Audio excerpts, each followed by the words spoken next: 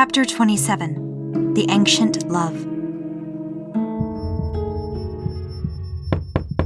3 knocks tapped on the wooden door. "Captain Julian?" came a muffled voice behind the door. "Is everything okay, sir?" Captain Julian lifted his head and looked at the door through his blurry vision. His body shivered uncontrollably. He was lying on his side, allowing any blood to be vomited on the floor beside him. He tried to call for help, but all that came were muffled utterances. 3 more knocks tapped on the door. "Sir, are you still in there?" Captain Julian pressed his hand firmly against his stomach, still trying to tame the bleeding. With his other free arm, he helplessly crawled towards the door. "Sir, I'm coming in."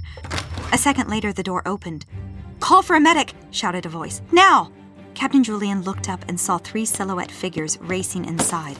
"Sir!" echoed a voice kneeling beside him. "Captain Julian, what happened?" Captain Julian felt the hands of his soldier cradling him off the ground and wiping the blood off his face. "Sound," started Julian, but was cut off as more blood coughed out of his mouth. "Sir?"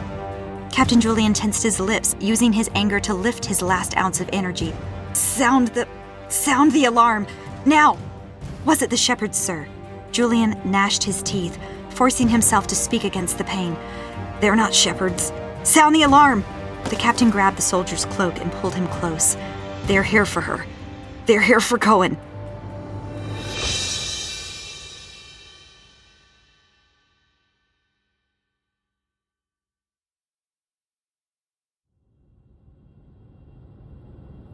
Virginia moaned and slowly opened her eyes.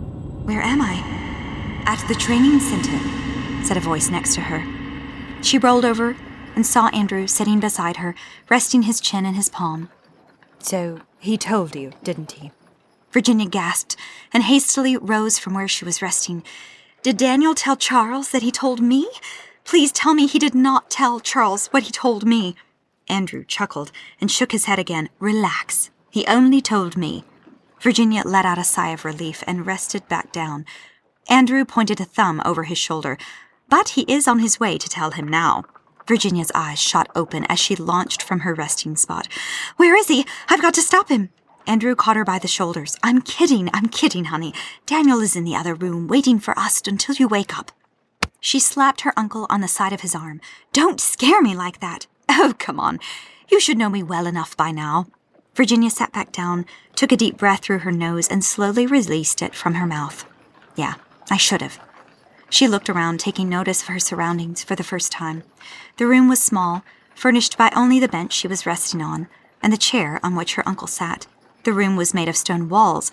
A window sat behind the bench, and an open door was opposite the window. Andrew stood up.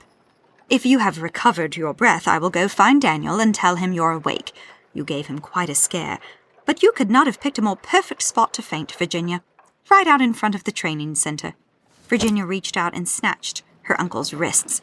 "Uncle Andrew, please wait." "What's the matter, honey?" asked Andrew as he sat back down. "What is it?" She slowly shook her head side to side, staring at her uncle with wide eyes. "I'm so confused." Andrew's brows lifted.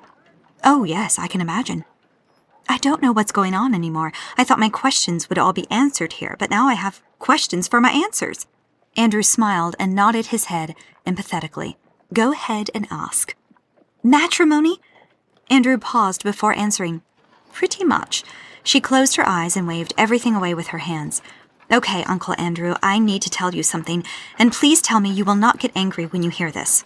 "All right," said Andrew. "You have my word." She drew in the longest breath before responding. "Tell him now." "I'm not Rose Cohen." Andrew leaned back in his seat, taken aback by her words. "Rose Cohen?" She placed her hands over her face and began to weep. "I see how they all look at me. Every one of them believes that I'm Rose Cohen, a reincarnation of her, who has come back to help them. They proclaim me to be a leader, a general of some kind." She opened up her hands, looking at her uncle with teary eyes. "But Uncle Andrew, I'm not her." Andrew raised his hands in the air. "Well, honey, of course you're not Rose Cohen, or some reincarnation of her. That's absurd. Is that what you've been thinking this whole time, that they think you're Rose Cohen?" Virginia sank her face back into her hands and began to cry again. "Now I'm even more confused. I didn't know what to think. I didn't know how many years people lived here or what their spiritual beliefs were. I mean, doves healed my leg. For all I knew, anything was possible here. How was I supposed to know what all they believed, or how long they lived, or anything for that matter? I thought possibly people lived here for hundreds of years, like people in the Bible or something. I thought if they lived here longer than we do on Earth, then they might think that I was Rose Cohen. That I thought they might have believed I was a reincarnation of her. I didn't know their beliefs. Doves healed my leg. All possibilities were on the table. I just don't know anything anymore. Oh, my dear, said Andrew, wrapping his arms around her. Come here, you. She rested her head on his chest and began to sob into his tunic. Who am I? That's all I want to know. Oh, my dear, you have had it difficult, haven't you? You try running for your life into a new world and not knowing why. Andrew chuckled and held her tighter. Oh, my. Well, to answer your questions, those under El-Yamin don't believe in reincarnation. Nor do we live for centuries here either. Then what is it then? She sobbed. She pulled back off his chest, and Andrew was there to wipe her tears away with his sleeve right as she did. Who am I? She asked. What's going on? Have you heard of the prophecy that Burning Eagle left? She sniffed and nodded her head. Sung, translated, and preached. Well, in that case, I will tell you what it means, or at least how it is believed to be interpreted.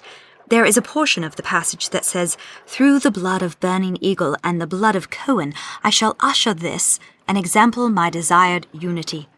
Right, sniffed Virginia. Right, I remember that part.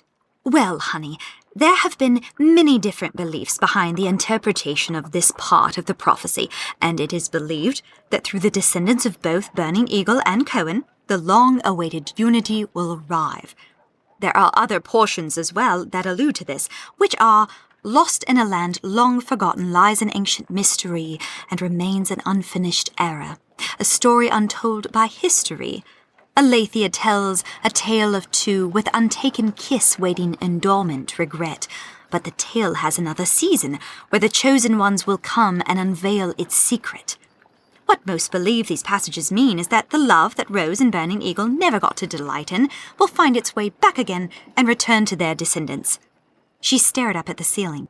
But why? Because the growth of victory came when Rose and Burning Eagle fought alongside each other. They reminded the people of Amia, the waters of Aletheia, and the Indians of the woods, and all the other nations of the covenant they once shared with each other under El-Yamin. When that relationship was forgotten, there was a great division amongst the people. That's why the earthquake happened, which caused the Great Canyon. The people believe that when Cohen returns to Aletheia, the people will remember.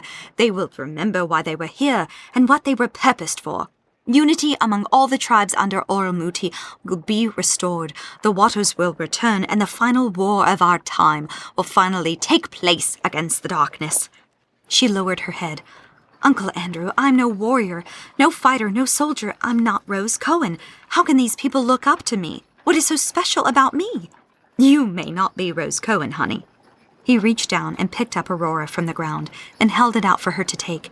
But you are, without a doubt, Cohen, Rose's blood descendant. You are more special than you could possibly ever imagine. The very heart of this land has sprung forth new life at your return, and things have not stopped changing for the cause of good. She reached out, took Aurora by the sheath, and stared at the crystal orb at the end of its hilt. They all know that you are not Rose Cohen, honey, continued Andrew, but they do know that you are without a shadow of the doubt Cohen, a blood descendant of Rose herself, and the one chosen for this time. She closed her eyes. There was something about a kiss. I'm sorry. In the prophecy, there was something about a kiss. What was it again? With untaken kiss, waiting in dormant regret, where the chosen ones will come and unveil its secret, quoted Andrew in question. That one? Virginia shook her head. No, there was another part at the end. It's the last thing they all say when finishing it. Something about a kiss. What is it? Oh, yes, said Andrew. The kiss shall be taken. Love will break all that are bound. By those who wait and seek, so shall it be found. She opened her eyes. What does that mean? Look who's awake, exclaimed a voice. Virginia and Andrew looked at the door and saw Daniel standing in its frame, raising his hands in the air. My dear girl, he said, you gave me quite a scare. Virginia smiled contortedly. The feeling's mutual. Andrew stood up. Oh, fret not. You didn't have to drag her far. Drag, challenged Daniel, placing his fist on his hips. I didn't drag her. In fact, I did not have to do anything except supervise. It was your student who came out to greet us. When he saw her drop to the ground, he picked her up and brought her into this room. That was when I went to find you, my good sir. Your student? Questioned Virginia. Yes, said Daniel. Soaring Eagle. He saw us coming and came to meet us at the door. Perfect timing, too. With all due respect to your highness, you passed out right as he came to open the front door to the training center.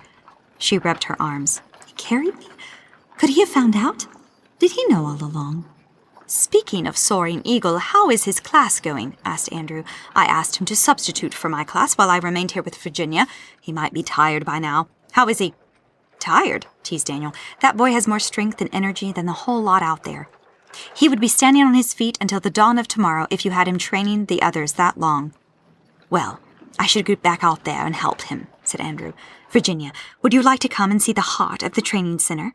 Virginia sat twiddling her thumbs, biting down on her lower lip. Does he know? Virginia. She looked up at her uncle. Yes? I asked you if you would like to come and see the heart of the training center. She tried all she could to hide the worried look on her face.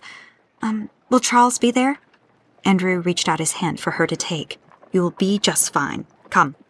She took her uncle's hand and was pulled up from her seat. Andrew gave her a smile and a wink of reassurance. Saying nothing more, he released her hand, turned around, and walked out the door.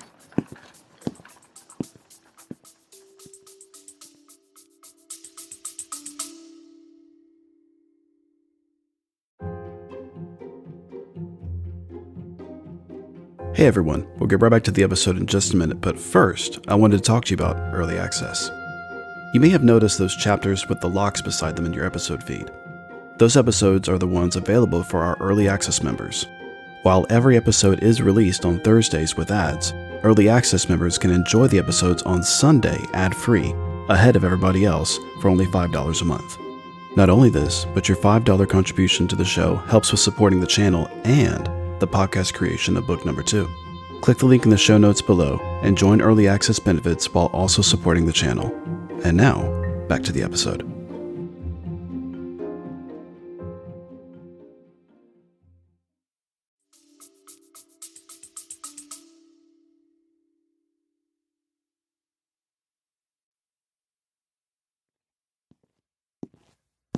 Virginia followed close behind, with Daniel following her. She stared at the stone pathway, not even looking around where she walked, but just kept an eye on her uncle's heels, turning this way and that with him down the hallways of the training center. What's he going to think? She whispered to herself. What's he going to say? Virginia heard shouts and battle cries and claps of thunder sounding before her. She looked up and saw a large circular auditorium equal in size and appearance to the dirt arena of the Roman Colosseum. Their hall path led them to a new stone path that encompassed the entire stadium with an arched ceiling suspended above the path by rows of pillars. Beyond the stone path was the dirt of the arena of the Colosseum and the bright open sky above. They came to a Romanesque archway that stood as an opening into the arena. It was not just the size of the stadium that amazed Virginia, but the hundreds and thousands of men and women her age who filled it up. Most were gathered in groups on the ground, standing in big congested circles around different fighters, competing and training in hand-to-hand combat. On the far side of the arena, there was a spot for archery, where students shot stationary and moving targets. To her left was another cluster of teens who fought and trained with different weapons by following and mimicking the movements of their trainers. Up in the air were at least 100 men and women who flew with the wings of Oralmuti, flying in synchronized groups like a flock of birds, but with aerial precision.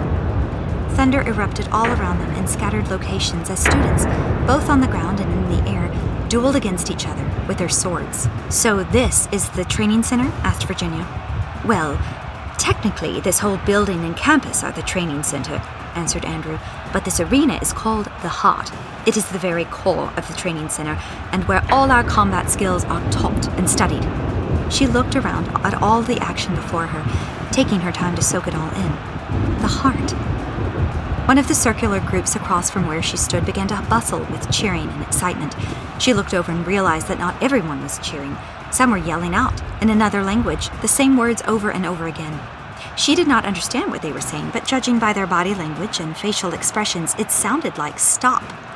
The edge of the group parted open, and out fell on the ground 2 warriors, fighting and fiercely swinging their fists at each other. They looked like 2 Indians from the woods of Earth Stars. One Indian got on top of the other and began beating the face of the other with wide swings. The Indian on the ground held up his forearms, shielding his face from the blows. Andrew began making his way over to stop the boys, but he could only make it 2 steps when something dove out of the sky and swooped to the dirt floor in front of him. A wave of sand and dust swelled into the air. Virginia closed her eyes and looked away. She heard both boys aggressively struggling and being thrown back to the ground. She looked and saw both boys lying on the ground apart from each other, with Charles standing between them, his wings unfolded, and his arms extended out, ordering the boys to stand down. The skin of his upper body was covered in sweat and caked in the dust of the arena. "That's enough!" shouted Charles. Both boys stood up, glaring at each other past Charles. The one attacking the other got up and charged at the Indian. Charles spun around and swiped his wing at the legs of the charging boy. The boy fell to the ground, but before he could even scramble to get back up, Charles placed the end of his wing upon his back, pressing him down to the dusty earth like a giant hand. "I said enough!" thundered Charles. Virginia looked past Charles and saw another Indian walking out of the circle of students, whom she recognized immediately as Two Moons. With his shirt off, she noticed that he was bigger than his baggy, fancy clothing the other night had led her to believe, and stronger than any of the other students around him. With his arms crossed, he walked out proudly with his chest stuck out, laughing comically at the scene. "Oh, why must you spoil the fun for these boys?" laughed Two Moons. Charles pressed his wing down harder upon the boy as he tried to squirm his way out to attack his opponent. "This was supposed to be a sparring fight with mercy laws." "And so it was until I decided to train the group differently this time around," said Two Moons. "You see, Soaring Eagle, with this new strength of Skalgal Mudredets rising since Cohen has returned to us, we can only have enough time to spar and train the strong ones in our midst. Mercy cannot be accepted in such pressing times." Charles glared at Two Moons. "So your new training strategy is from Skalgal Mudredets in order to prepare our warriors to fight against Skalgal Mudredets?" Two Moons' eyes burned red with anger. He dropped both arms, clenching his hands into fist. "That is not what I said." "Oh, my bad. For a second there I thought you said you wanted to train these new students without the mercy laws." Two Moons looked back at the students standing by, who were carefully studying the movements and motives of their instructor. He looked back at Charles, more enraged. "This is my class, and it is my duty to prepare them for what real combat is like." Charles pointed to the badly beaten boy. "He is a new student, Two Moons. Without the mercy laws of tapping out, you will beat them to where they will learn nothing. The mercy laws are for cowards, and cowards will fall in battle. You seem to fall back on them plenty of times when we used to spar together, yet you are not willing to apply the same rules you upheld for yourself. Enough of this, you wing back. Return to the sky and leave my new students to me." "That's enough," shouted Andrew, walking up to Two Moons. "If I find that you have changed the governing laws of this arena without my say, you will receive the 10-lash punishment, Two Moons." He paused and then reconsidered. "Or perhaps I shall throw away second chances altogether and have you flogged now. After all, second chances and mercy are nothing but cowardly, right?" Two Moons stared worriedly at Andrew, not saying a word. "Well, what do you say, Two Moons? Shall I show mercy?" Two Moons fought his rage and lowered his head in respect towards his master. "There's a good man," said Andrew. "Get back to training your students." With an angry frown on his face, Two Moons turned around and stomped off back toward his students. "And Two Moons," shouted Andrew, "do not let me find out that you disobeyed my orders and allowed another fight like that to continue after the boy has tapped out. Train to empower, not control." Charles lifted his wing. The teenage warrior scurried to his feet and ran back to his group along with the other Indian, who held his hand over one of his wounded eyes. Virginia wrapped her arms around her as Charles turned to look at her. Her heart raced in her throat. Her palms began to sweat. He walked over to her. She held herself tighter. What's he thinking? What's he going to say? "I trust that you are feeling better?" he asked. Virginia tried to control her breathing as she nodded her head. Is he just pretending not to know? "I'm sorry about what you saw," he said. "Usually the new students can get a little anxious in their desire to fight, and sparring without rules can lead to merciless brutality." Virginia nodded her head again. "Uh-huh." Wait, did I say that out loud? "So," exclaimed Charles, extending his hands to the heart, "what do you think of our training grounds?" She looked around at things before turning her questioning eyes back to him. "Sure does look amazing." "I know, right? Different styles of combat, all wielding the medal of Oralmuti, all from different backgrounds and all training together for the kingdom of El Yamin. It truly is wonderful when you realize that most of these tribes and nations were fighting against each other at one point, but now they fight alongside and train together. Andrew walked up and placed his hand on Virginia's shoulder. Well, Soaring Eagle, we will leave you to your training. I'm sure you have a flock of students up there in the sky awaiting your return. Charles looked up into the sky at the numerous men and women flying above him in a unifying clockwise rotation. You are right, sir. Oh, and Soaring Eagle, before you go, can we expect your presence tonight at the table of rulers and ringmasters? He looked back questionably at Andrew. I thought the meeting with the dignitaries was for tomorrow evening. It is. However, this is a special request. Oh? Yes, you see, Virginia has some questions that need to be addressed, and we feel that it would be best if you were there for them. Virginia stared wide-eyed at the ground, squeezing her cloak in her fist. Uncle Andrew, what are you kidding me? Absolutely, said Charles. What time will this meeting take place? Could we expect you at 9:30? Charles unfolded his wings and held them high in the air. I'll be there. Until then. With a mighty clap of his wings, he shot like an arrow into the sky, regrouping with his students. Virginia dropped her arms. She turned around and looked at her uncle. Andrew held up his hands. I know what you're thinking, honey. Uncle Andrew, she said, I truly believe you haven't the slightest idea what I am thinking right now. Now, hang on, he said reassuringly. Hang on, it will not be handled like you think. Oh, really? Yes, honey. Yes, Daniel and I have been developing some appropriate questions that will help guide the atmosphere this evening. Daniel walked up and stood behind Andrew. But Andrew, we still haven't finished going over those. Quickly throwing an elbow into Daniel's stomach, Andrew continued talking to Virginia. Tonight will be just fine, honey. There's absolutely no reason to worry. Your heart and his heart will be safe. She stepped closer to her uncle, looking him square in the eyes. This is extremely close to the border, Uncle Andrew. I cannot begin to describe the amount of trust I will be placing in your hands if you choose to go through with this. He placed both of his hands upon her shoulders. Honey, by this evening you will have lost nothing, but might have gained one of the most important key steps to this whole season of events. You can trust me. At that moment, a soldier came rushing into the heart behind them. Sir, he cried out. Andrew and Daniel turned around. The man leaned over, resting his hands on his knees and panting hard. What is it? Asked Daniel. At that very moment, Virginia heard 2 distant trumpets blasting from the north, followed by 2 more from the south. She turned her head back and forth at both in the direction of the blaring alarms. Her eyes soon fell upon those in the arena. Everyone stopped what they were doing and gazed with concerned faces in the directions of the trumpet blasts. She looked at her uncle, whose attention was also hooked by the alarming blasts. It can't be. Andrew and Daniel rushed over to the panting soldier. What is it? Questioned Andrew. Speak up, man. Hurry. The soldier forced himself to stand up straight.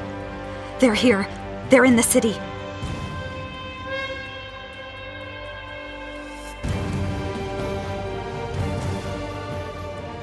This is the end of Chapter 27. Tune in next Thursday for Chapter 28. If you'd like to listen to the next chapter ad-free ahead of everyone else, then subscribe to Early Access and tune in on Sunday. If you like what you heard, please like and subscribe and share with your friends and family. It really helps the show. We're available on Spotify, Apple Podcasts, and all major podcasting platforms. What Shines with the Dawn was written and created by C. Taylor Eason. Copyright Christian Taylor Eason, 2024.